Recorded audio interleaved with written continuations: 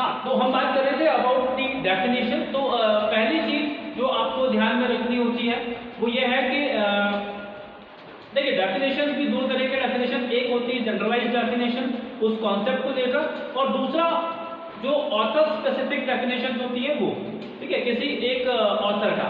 तो जो चीज कहीं ना कहीं थोड़ा सा एक अपील फैक्टर लेके आती है वो ये है कि जब भी आप आंसर किसी भी कॉन्सेप्ट के रिस्पेक्ट में जब स्टार्ट करते हैं तो आप स्टार्ट करें और बिगनिंग में आप उस कॉन्सेप्ट को थोड़ा सा डिस्क्राइब करें अपने वर्ड्स में, उसके बाद फिर आप उसका एक डेफिनेशन दें जो कि एक जनरलाइज्ड डेफिनेशन हो। एंड सेकेंड थिंग, आप कुछ ऑथर्स के डेफिनेशन वहां पर दे सकते हैं। तो अब जैसे कॉन्सेप्ट हुआ ह्यूमन रिसोर्स मैनेजमेंट। अब ह्यूमन रिसोर्स मैनेजमेंट में जो भी ह्यूमन रिसोर्स के फिलोसोफर्स रहे हैं, जो कंट्रीब्यूटर्स हैं जिनका कुछ मेजर कंट्रीब्यूशन रहा है, जैसे अगर हम बात करते हैं फिलिपो या फिर आपके गैरी डेजलर, तो इन जो इंडिविजुअल्स हैं इनके या इन ऑथर्स की कुछ डेफिनेशन आप वो लिख लें। तो पहली चीज होती है डेफिनेशन, आप उस कॉन्सेप्ट को डिफाइन करें, फिर आप उसकी डेफिनेशन दें प्रॉपर, ठीक है। एक जनरलाइज्ड डेफिनेशन दे सकते हैं आप, फिर ऑथर का डेफिनेशन दे सकते हैं, एंड उसके बाद फिर आपसे जो पूछा गया है आप सीधा स्ट्रेट टू दी पॉइंट उस चीज पे जाएं और आप उसको आंसर करें। तो ये तरीका थोड़ा सा ज्यादा इफेक्टिव होता है, ज्यादा कारगर होता है, कहीं ना कहीं थोड़ा सा कैची होता है। तो ओपनिंग की जब हम बात कर रहे थे, जब स्टार्ट करते हो तो कॉन्सेप्ट को थोड़ा सा एलॉबरेट करते हुए उसका रियल लाइफ इम्प्लीकेशन हम वो बताएं। लाइक ह्यूमन रिसोर्स मैनेजमेंट की अगर मैं बात करता हूं तो ह्यूमन रिसोर्स मैनेजमेंट कहाँ अप्लाई होता है, क्यों वो मैटर करता है, उसको लेकर कुछ आप ओपनिंग में स्टार्टिंग में 2-3 सेंटेंसेस यूज करें, एक शॉर्ट पैरा यूज कर लें, फिर उसके बाद आप ह्यूमन रिसोर्स मैनेजमेंट को डिफाइन करें and then jump to the main question जो आपसे पूछा गया है, managerial functions and operative functions, ठीक है। तो अब फिर जब आप डेफिनेशन लिख देते हैं सो आप वहां पर एक स्टेटमेंट इस तरह से यूज कर सकते हैं, like now after understanding the concept of human resource management, let us move to the functions of human resource management. There are two broad categories of functions. They are termed as, या they are named as, या namely managerial and operative. तो उस तरीके से फिर आप उसको वहां पर आंसर करते हुए और जो है फर्दर अपने आंसर को कंटिन्यू करेंगे।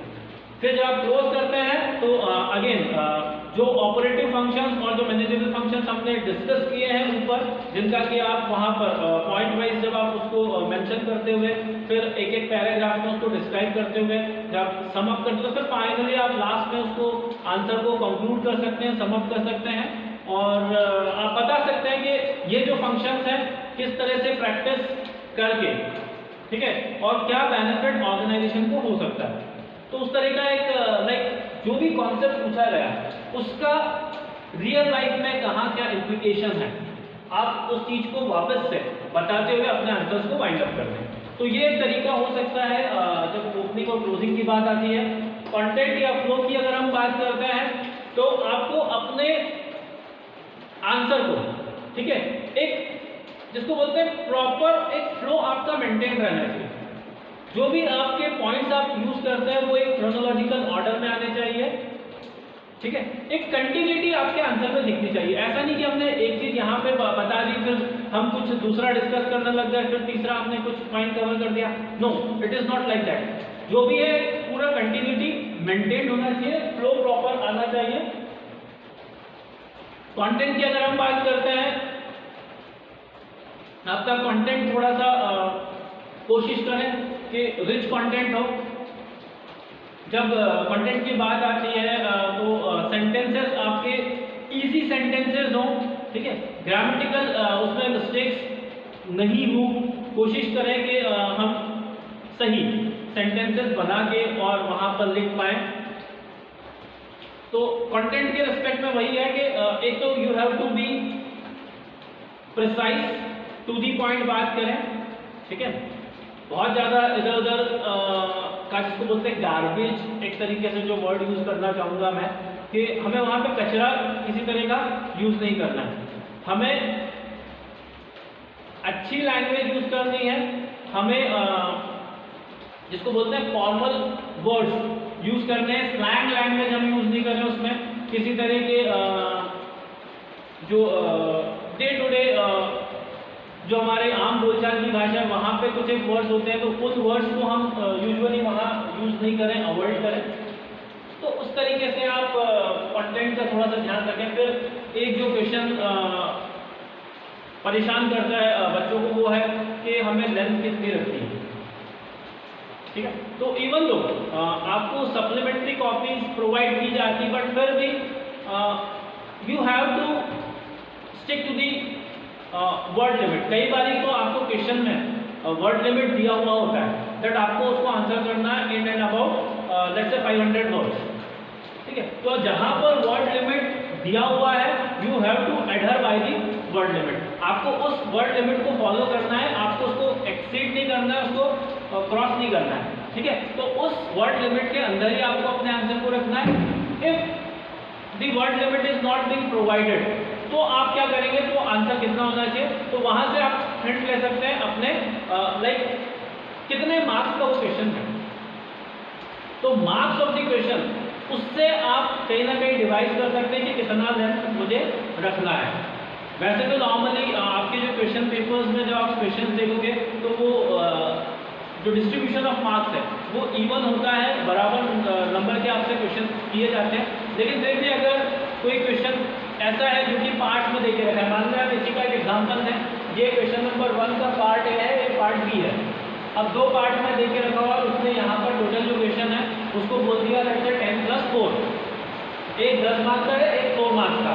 तो दोनों का लेंथ अब जब आप जाओगे अटेम्प्ट करने जाओगे तो कंपैरेटिवली आपका सेकेंड आंसर छोटा होगा, बट ऑब्वियस है क्योंकि वो कम मार्क्स का है। ऐसा नहीं कि मुझे उसमें ज़्यादा आता है तो मैं उसका लेंथ बढ़ा दूँ, जितना पूछा है आप 2 पॉइंट आंसर दें और आपके वर्ड लिमिट को या जो आपके क्वेश्चन के जो मार्क्स हैं जो आपको अवार्ड दिए जाते हैं उस क्वेश्चन के अगेंस्ट उसको ध्यान में रखते हुए आप उसकी लेंथ रखें। नेक्स्ट जो क्वेश्चन आता है दैट इज सीक्वेंस, हमें क्या सीक्वेंस रखना है, जस्ट अ मिनट।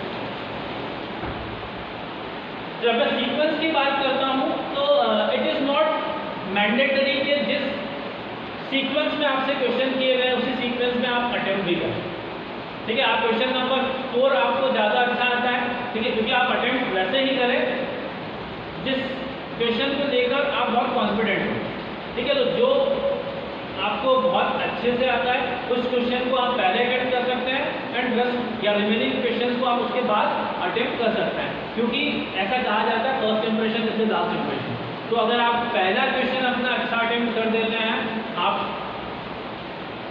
उसको बहुत जिसको बोलते हैं ना well structured well organised manner में अगर आपने अपना फर्स्ट क्वेश्चन दे दिया है तो उससे थोड़ा सा एग्जामिनर प्लीज हो जाता है और हो सकता है वो आपके रेस्ट ऑफ दी क्वेश्चन को उतना माइन्यूटली ना देखे और वहाँ पे थोड़ा सा एक सॉफ्ट कॉर्नर उसके लिए मतलब आपके लिए उसके अंदर डेवलप हो जाए, वो थोड़ा सा इजी मार्किंग, मतलब आप अच्छे चांसेस हैं कि आप वहाँ पर अच्छे मार्क्स गेन कर सकें।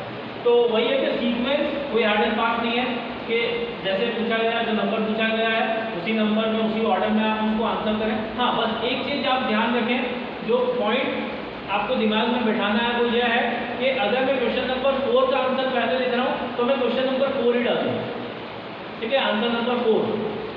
कई बार बच्चे जल्दबाजी में क्या करते थे, वो नंबर 1 डाल देंगे लेकिन अटेम्प्ट कौन सा कर रहे हैं आप 4, तो वहाँ पर गड़बड़ हो जाती है, ठीक है। तो आपको उस चीज़ को ध्यान रखना है। Then there are some points to be remember, कुछ एक बातें जो आपको ध्यान में रखनी है। पहली, जो भी इंस्ट्रक्शंस दिए जाते हैं आप उसको थरोली पढ़ें और फॉलो करें, ठीक है। अगर आपको इंस्ट्रक्शन दिए हुए हैं कि आपको जो है आंसर कॉपी वेस्ट नहीं करनी है, आपको बहुत टू दी पॉइंट रहते हुए आंसर करना है, तो आप वैसा ही करें, ठीक है। आप देखोगे कई बार क्वेश्चन पेपर में जो क्वेश्चन पेपर जिसने सेट किया है, ठीक है, तो वो एग्जामिनर क्या करता है, वो वहाँ पर इंस्ट्रक्शंस में लिखता है सेव पेपर, ठीक है। तो किसी तरह की रिडंडेंसी रिपीटेशन आप उसको अवॉइड करें और सबसे पहले इंस्ट्रक्शंस आप पढ़ लें, उनको समझ लें और उसके अकॉर्डिंग उसको फॉलो करते हुए आप आंसर दें। Take time before you write, जल्दबाजी नहीं करें लिखने की, आपको इनफ टाइम मिलता है। ठीक है, आप कोई भी क्वेश्चन अटेम्प्ट करने के पहले उसको अच्छे से पढ़ लें, समझ लें और फिर उसको आप अटेम्प्ट करें। आपको अपने टाइम को प्रॉपर यूज करना है। ठीक है, आपके पास लेट्स से 3 आवर्स होते हैं तो उन 3 आवर्स को आपको इवनली डिस्ट्रीब्यूट करना है नंबर ऑफ क्वेश्चंस के अकॉर्डिंग। 5 क्वेश्चंस पूछे जाते हैं तो आप कोशिश करें, ट्राई करें कि आपके हाफ एन आवर का आप टाइम लेके चलें। मुझे हाफ एन आवर एक क्वेश्चन को देना है तो आपके पास हाफ एन आवर रहता है जहां पर आप सोच सकते हैं, जहां पर आप ऑर्गेनाइज कर सकते हैं, जहां पर आप रिव्यू कर सकते हैं अपने क्वेश्चन अपने आंसर्स को। ठीक है, तो वो चीजें हैं, डिवाइड योर टाइम। ठीक है, फिर टेक्स्ट केसेस इन लास्ट। अगर केस स्टडी दिया हुआ है क्वेश्चन पेपर में तो कोशिश कीजिए कि उसको लास्ट में अटेम्प्ट करें। फिर revise your answers once you are through with your questions. जब आपने अटेम्प्ट कर चुके हैं तो एक बार थोड़ा सा आप देख लें कि कहीं कोई चीज छूट तो नहीं हुई। वैसे तो अगर क्वेश्चन पेपर बहुत शॉर्ट होता है, जैसे नॉर्मली आपके केसेस में जब हम देखेंगे यूनिवर्सिटी के जो क्वेश्चन पेपर्स आते हैं वहां पर नियर अबाउट लाइक 5 क्वेश्चंस होते हैं और वहां पर उतना आपको कंफ्यूजन नहीं क्रिएट होता है। लेकिन अगर मान लें क्वेश्चंस ज़्यादा होते हैं, ऑप्शंस ज़्यादा दिए हुए हैं तो आपने सभी क्वेश्चंस अटेम्प्ट किया है या नहीं, सही उसका आपने मार्किंग किया हुआ, मतलब लेबलिंग किया हुआ है, आंसर क्वेश्चन कहीं किसी तरह से मिसमैच तो नहीं हो रहा, वो चीज़ें आप थोड़ा सा क्रॉस चेक कर लें। तो आपको रिव्यू करना है अपने आंसर्स को। फाइनली कुछ एक पॉइंट्स जो कि एग्जामिनर को इम्प्रेस करने में आपको हेल्प कर सकता है। पहला है plan and organise your answer. आप जिसको बोलते हैं ना कि स्ट्रक्चर एक तैयार करने माइंड में। कोई भी क्वेश्चन अटेम्प्ट करने के पहले आप दिमाग में उसका एक प्रारूप तैयार कर लें और उसको आप जिसको बोलते हैं फॉर्मेट या स्ट्रक्चर बना लें कि हाँ इस क्वेश्चन में मुझे ये कवर करना है। फॉर एग्जाम्पल हमारा ये जो क्वेश्चन था, ठीक है, यहाँ पे एक स्टेटमेंट दिया हुआ तो सबसे पहले आप इस स्टेटमेंट को थोड़ा सा एक्सप्लेन करें। देन उसके बाद आप क्या करेंगे, आपको पूछा गया है considering this statement elaborate the nature and objective of HRM. अब यहीं से आप थोड़ा सा नेचर रिलेटेड पॉइंट ड्रॉ करने की कोशिश करें और यहीं से आप ऑब्जेक्टिव, देखो आप ऑर्गेनाइजेशनल एंड इंडिविजुअल गोल्स। अब जब हम ऑब्जेक्टिव्स की बात करते हैं तो objective human resource objective of human resource management हमने देखा था देयर आर 4 डिफरेंट कैटेगरीज या 4 लेवल पे ऑब्जेक्टिव्स को बाइफरकेट करके दिया हुआ है। इंडिविजुअल लेवल, फंक्शनल लेवल, ठीक है, देन आपका organisational level and societal level. तो वहां से अगर मैं बात करता हूं तो इंडिविजुअल और ऑर्गेनाइजेशन को क्या बेनिफिट होता है, इंडिविजुअल कैसे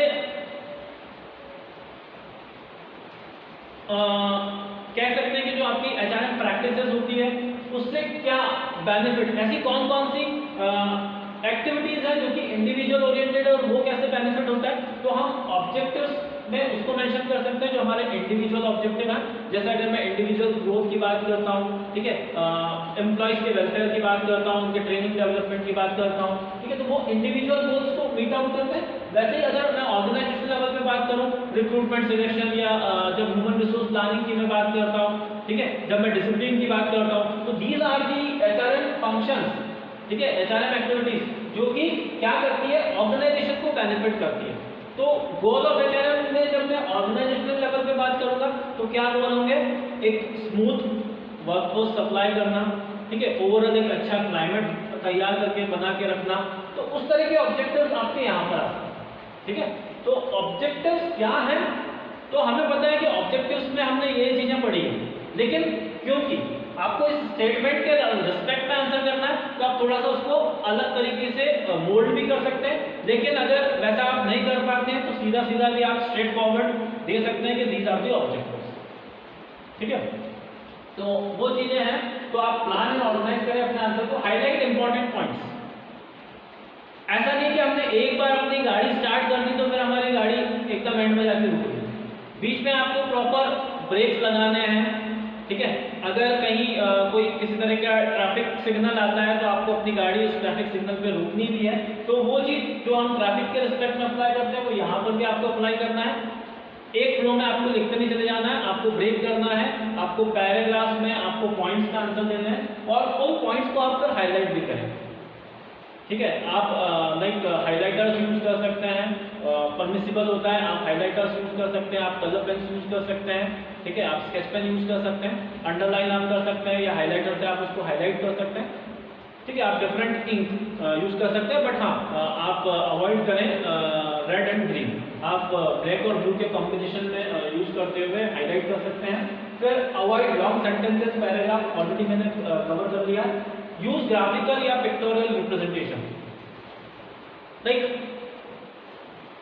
जब मैं बात करता हूं किसी डायग्राम की, तो डायग्राम इज वर्थ 100 वर्ड्स। जितना आप 100 या 1000 शब्द लिखकर एक्सप्लेन नहीं कर पाते, उतना एक छोटा सा ग्राफिकल रिप्रेजेंटेशन जो है वो आपके लिए, आपके बिहाफ पे वो काम कर देता है। ठीक है, तो डायग्राम्स जो होते हैं या किसी तरह का, वही चीज है कि मान लेते हैं पॉइंट सी, अब मुझे मैनेजर और ऑपरेटिव फंक्शंस लिखना है, तो मैंने लिखा यहाँ पर सबसे पहले फंक्शंस ऑफ एचआर है, मैंने दो पार्ट्स किए हैं। ठीक है, एक तरफ मैंने ब्लॉक डाल के लिख दिया ऑपरेटिव फंक्शन, एक तरफ लिख दिया मैनेजर फंक्शन, फिर मैंने एरो लगाया और उस एरो के सामने मैंने बाकी के जो फंक्शन है उसको मेंशन कर दिया। अब this is the graphical representation. आप बहुत सारा नीचे लिखे, ठीक है, आप लंबे मतलब जिसको बोलते हैं ना कंटिन्यूशन में आप लिखे जा रहे हैं, आपने 5-10 पैरा लिख दिए, लेकिन वो जो अपना डायग्राम है वो बता देगा कि आपने ये पॉइंट्स नीचे कवर किए और आपको ये पॉइंट्स पता है। ठीक है, तो आप ग्राफिकल या पिक्टोरियल रिप्रेजेंटेशन दें, फिर एग्जांपल्स आप कोट करें, कुछ रियल वर्ल्ड से अगर आपको कुछ केसेस मिलते हैं तो आप वो केसेस वहां पर एज एग्जांपल कोट कर सकते हैं। एंड फाइनली रिपीटेशन अवॉइड करें, same point again and again. कई बार ये होता है, मतलब इवन जब वी एज एग्जामिनर जब हम लोग भी इवेल्युएट करते हैं आंसर शीट्स, तो वहाँ पर होता है वो रिडंडेंसी बहुत कॉमन चीज होती है। एक पॉइंट लिखा बच्चे ने, उसी को एक्सप्लेन कर दिया, नीचे पर देखा आपने थोड़े दिन बाद मतलब 1-2 पॉइंट छोड़ के वापस से वही पॉइंट रिपीट कर दिया, तो रिपीटेशन वो इरिटेट ही करता है एग्जामिनर को, तो आप उस चीज को अवॉइड करें। आपका लेंथ आंसर का जरूर उससे बढ़ सकता है, लेकिन कहीं ना कहीं चांसेस पूरे हैं कि जो एग्जामिनर है वो इरिटेट हो जाए और आपके मार्क्स, पॉसिबिलिटीज है कि आप वहां पर मार्क्स लूज कर जाए। So don't irritate.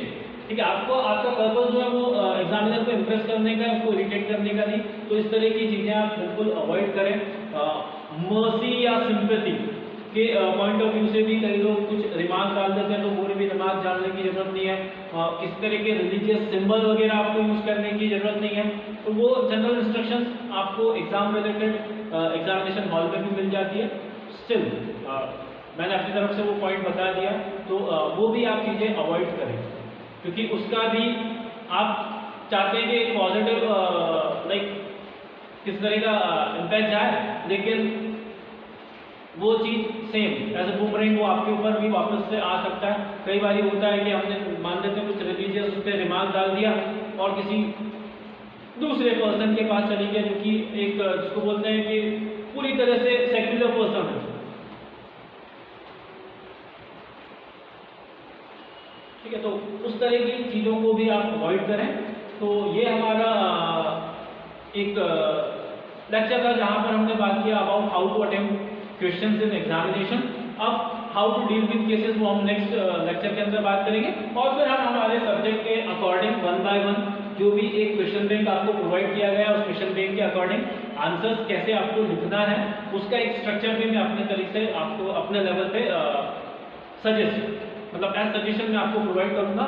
फिर बाकी rest is up to you कि आप कैसे उस चीज़ को लेते हैं और अपना आप क्या इनपुट देते हुए उसको एग्जाम में यूज करके और फ्लाइंग कलर्स में आप अपने एग्जाम्स क्लियर करते हैं। So with all the best wishes, मैं ये जो लेक्चर है यहीं पे कंक्लूड करता हूँ। नेक्स्ट लेक्चर में आपसे फिर मिलेंगे। Till then enjoy the season. Thank you very much.